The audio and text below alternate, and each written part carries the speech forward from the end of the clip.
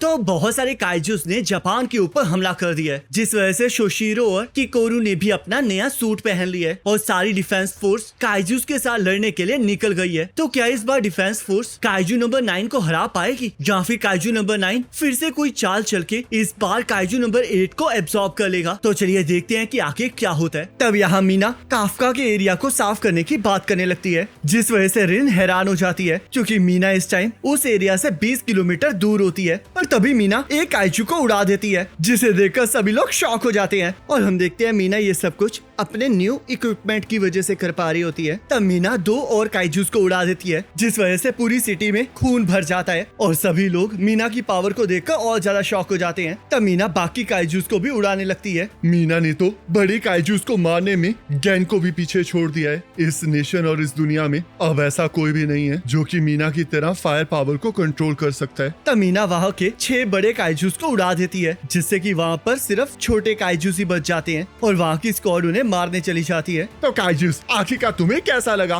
देखो ये है काफका डिवीजन की वाइस कैप्टन मीना की पावर। तब रिन ये बातें सुन लेती है और काफका को बकवास करने की जगह सबको शेल्टर पे ले जाने के लिए कहती है। तब सभी लोग देखते हैं कि वो लोग धीरे धीरे जीत रहे हैं, जिस वजह से वो लोग बहुत ज्यादा खुश हो जाते हैं। और किकोरू और गैन को एहसास हो जाता है कि कोई गड़बड़ है। अभी ये खत्म नहीं हुआ है, क्योंकि अगर इसके पीछे काइजू नंबर 9 का हाथ है तो ये इतना आसान नहीं हो सकता। मुझे भी ऐसा ही लगता है, क्योंकि जिस तरह काइजूस ने हमारे इम्पोर्टेंट इंफ्रास्ट्रक्चर्स पर हमला किया था, उस तरह उन्होंने उन्हें डिस्ट्रॉय नहीं किया, तो वो पक्का किसी और चीज के पीछे है। तब हम यहाँ पर देखते हैं काइजू नंबर 9 कंसंट्रेट कर रहा होता है ताकि वो काइजू नंबर 8 को ढूंढ सके, पर उसे काइजू नंबर 8 के बारे में कुछ पता नहीं चलता, जिस वजह से वो इस चीज को छोड़कर अपने प्लान को आगे बढ़ाता है। तब यहाँ गैन की स्क्वाड की तरफ गटर में से पानी बाहर आने लगता है और नीचे से एक काइजू बाहर आ जाता है, जिसका फॉर्टिट्यूड 9.0 होता है। तो यहाँ किकोरू और शोशिरो की तरफ भी एक काइजू आ चुका होता है और ऐसे वहाँ पर टोटल 5 काइजूस आ जाते हैं, जिनका फॉर्टिट्यूड 9.0 होता है। तब हम यहाँ पर देखते हैं कि किकोरू का काइजू उसे ही ढूंढते हुए आया होता है और वो एक ही बारी में किकोरू के ऊपर हमला कर देता है, जिससे कि किकोरू बच जाती है, पर उसके साथियों का पूरा शरीर उड़ जाता है, जिसे सुनकर सभी लोग हैरान हो जाते हैं। अब मुझे एहसास हो गया है कि काइजूस हमारे इंफ्रास्ट्रक्चर के पीछे नहीं है, बल्कि हमारे पीछे हैं, ताकि वो डिफेंस फोर्स के ताकतवर सोल्जर्स को हराकर डिफेंस फोर्स को कमजोर कर सकें। और अब ये हमें मारने के लिए आगे बढ़ रहे हैं। मैंने जितना सोचा था ये तो उससे भी ज्यादा बुरा है। वैसे तो अगर 1 नंबर काइजू आता है तो हम मल्टीपल कैप्टन्स को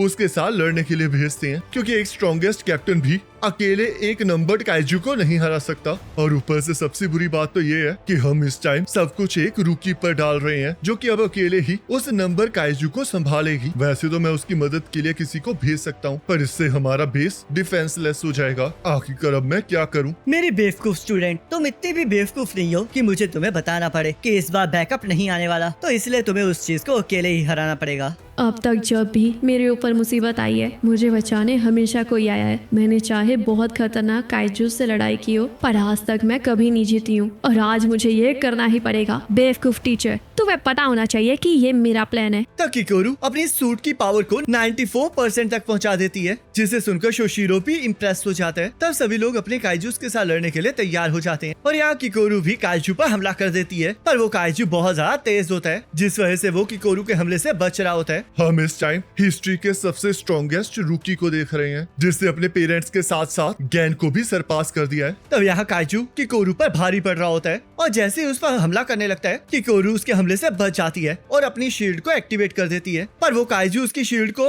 मुक्का मार के तोड़ देता है और उसे दूर एक बिल्डिंग में पटक देता है, जिससे कि उसका लेफ्ट लंग और रिब केज डैमेज हो जाता है और उसके मुंह से खून निकलने लगता है। तो किकोरू फिर से अपनी एक्स को उठाने लगती है, पर वो काइजू इसके लिए मना कर देता है। तो ये लड़ाई देखकर इताबी को ऐसा लगता है जैसे कि वो काइजू किकोरू की हर टेक्निक को जानता हो। तब यहाँ गैन भी अपनी साइड वाले काइजू का कुछ नहीं बिगाड़ पा रहा होता और वो काइजू उस पर पानी से हमला करके उसे एक जोरदार मुक्का मारता है, जिस वजह से उसके मुंह से भी खून निकलने लगता है। मुझे पता है कि तुम अपनी आंखों की मदद से मेरी बॉडी की इलेक्ट्रिकल पल्सेस को रीड कर सकते हो और मेरे मूव को प्रेडिक्ट कर सकते हो, पर तुम फिर भी पानी की मूवमेंट्स को प्रेडिक्ट नहीं कर सकते। तो यहाँ शिशिरो की तरफ का काइजू भी उस पर भारी पड़ रहा होता है और वो उसके करीब करीब आकर उस पर हमला कर रहा होता है, जिससे कि शोशिरो को भी बहुत चोटें आती हैं। ये काइजू तो हैंड टू हैंड कॉम्बैट में स्पेशलाइज्ड है। ऐसा लग रहा है जैसे कि ये वाइस कैप्टन शोशिरो की तरह लड़ रहा है। ऐसा लग रहा है जैसे कि इस काइजू को सिर्फ वाइस कैप्टन शोशिरो के साथ लड़ने के लिए ही बनाया गया है। तुम बिल्कुल सही कह रही हो कोनोमी। एनिमल्स, इंसेक्ट, बैक्टीरिया, वायरस और काइजू, ये वो चीजें हैं जो हमें डराती हैं और हमने इन्हीं चीजों को स्टडी करके अपने आप को बचाया है। पर ऐसा पहली बार हो रहा है कि हमारे एनिमी ने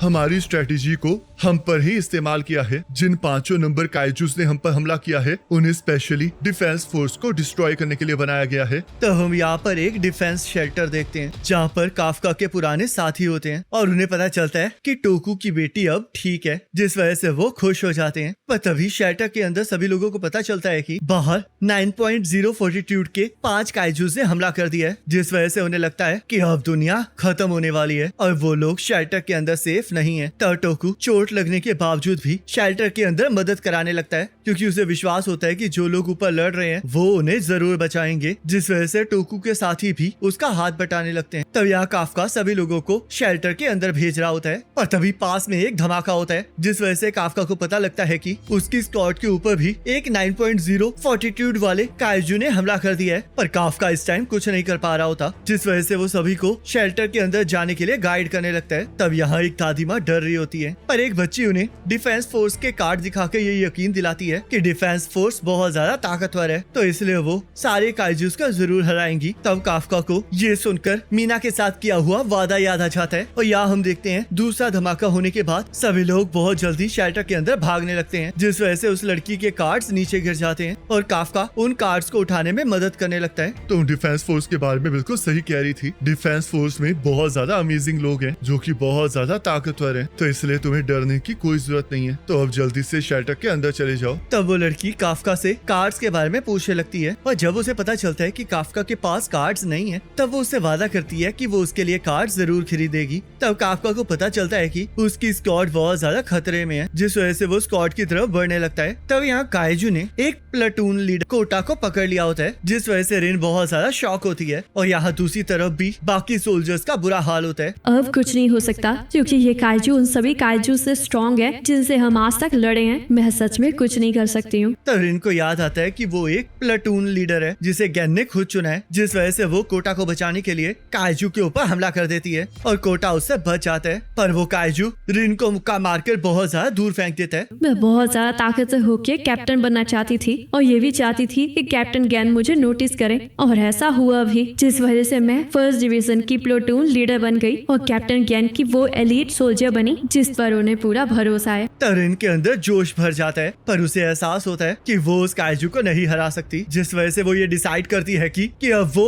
आखिरी दम तक उस काइजू के साथ लड़ेगी, ताकि वो ये जान सके कि उस काइजू की कमजोरी क्या है और इसके बारे में गैन को बता सके। तब वो उस काइजू के ऊपर हमला कर देती है, पर काइजू को कुछ भी नहीं होता और वो काइजू रिन को मुक्का मार के फ्लाईओवर तोड़ के नीचे फेंक देता है, जिस वजह से रिन को लगने लगता है कि अब उसका अंत शायद आ चुका है। पर वो फिर भी मरना नहीं चाह रही होती। तब वो काइजू फिर से उस पर हमला कर देता है, पर हम देखते हैं इस बार काफका आकर उसे बचा लेता है। आखिरकार तो यहाँ पर कर क्या रहे हो? प्लेटून लीडर, मुझे पता है कि आपने मुझे दूर रहने के लिए कहा था, तो इसलिए मैं इस गलती के लिए कोई भी सजा भुगतने के लिए तैयार हूँ, पर इस टाइम मैं पीछे नहीं हट सकता। काफका, पीछे रहो, तुम अभी नहीं मर सकते, क्योंकि इस कंट्री को अभी तुम्हारी जरूरत है। मेरी चिंता करने के लिए थैंक यू, पर आप टेंशन ना लीजिए, मैं नहीं हारूंगा और इस काइजू को मैं एक चेयर की तरह फोल्ड कर दूंगा। तब काफका काइजू नंबर 8 में कन्वर्ट हो जाता है, जिसका एहसास काइजू नंबर 9 को भी हो जाता है। तो गाइस, इसी के साथ काइजू नंबर 8 का सीजन 2 कंप्लीट हो जाता है। मुझे पता है कि इन्होंने बहुत ज्यादा गलत टाइम पर इस सीजन को एंड किया और ये भी नहीं पता कि अगला सीजन कब आएगा, पर अगर आप सभी लोग चाहते हैं कि हम इसकी मांगा को कवर करें, तो आप मुझे कमेंट करके बता सकते हो और हमारे सेकंड चैनल फिक्शन वर्स को सब्सक्राइब कर सकते हो, जहाँ पर हम और भी काफी सारी मांगास को कवर कर रहे हैं। बाकी जैसे अगला सीजन आएगा, उसके फर्स्ट एपिसोड का लिंक या फिर काइजू नंबर 8 के मांगा के नेक्स्ट पार्ट का लिंक आपके स्क्रीन पर आ रहा होगा। आप उस पर क्लिक करके उस वीडियो को देख सकते हो।